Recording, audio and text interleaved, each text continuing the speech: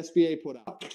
Okay, the act and the rule put out some language about Bank Secrecy Act anti-money laundering programs and how they intersect. And basically, rule number one has been follow your program, follow your program, follow your program.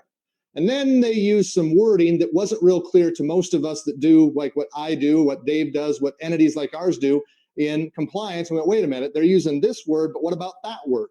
Because they kept using the word reverify, the act, the interim final rule, even FinCEN's guidance that came out, that stuff that you have on page 19, seems to only refer to re-verifying. Well, remember, it's a two-part process, certify, then verify. And you can really look at what FinCEN put out and compare it back to the guidance, and they use some of the same wording. And so they got people that are technical gurus like us to say, wait a minute, they're only talking about this. What about that? Well, I've got a teammate, Deb Irving. She has emailed FinCEN, I don't know, 7 different times in the last 3 days, trying to be very specific with the question to get them to confirm one way or another exactly what they mean. They won't quote anything to us other than what you see on page 19. Now, I do have one update.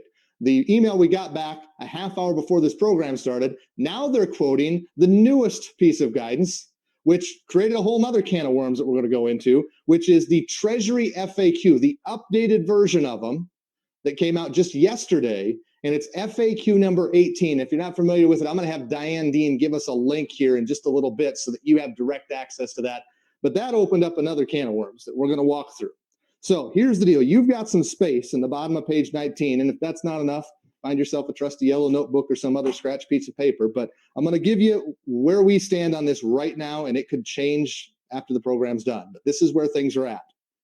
First off, as it relates to beneficial ownership requirements and your bank and this PPP loan program, rule number one is this. You have to follow your program. Okay? Follow what your written procedures say you're supposed to do. Now, in light of that, let's stop and pause for a moment. Okay? If I'm supposed to follow my program, that just means we're going to do everything all the time as it relates to beneficial owners. Why would, then why do I care about the guidance? Well, I think the guidance is important. I think the spirit, the intent, when the guidance was put out originally by the act itself, and then the interim rule, and then the guidance that's kind of been flubbed through this thing. The idea here was to fast track these loans. Remember, these are businesses that are in need, businesses that we want the doors to stay open, and we don't want to lose because of this pandemic. And so I think the idea all along has been to fast track these loans and not have an issue or not create an extra hurdle when they're existing customers that you know, provided you believe you know them. So with that understanding, rule number one says follow your program. If you're going to try to follow the guidance that's been put out that we're going to go through here, your program very likely needs an adjustment. And these programs are all approved by bank boards or subcommittees of boards. So you may have to call a special immediate board meeting to make a small adjustment to your program that says, in the event that it's a PPP loan, here's how we're going to carry out beneficial owner for existing customers, because that's what we're working towards here.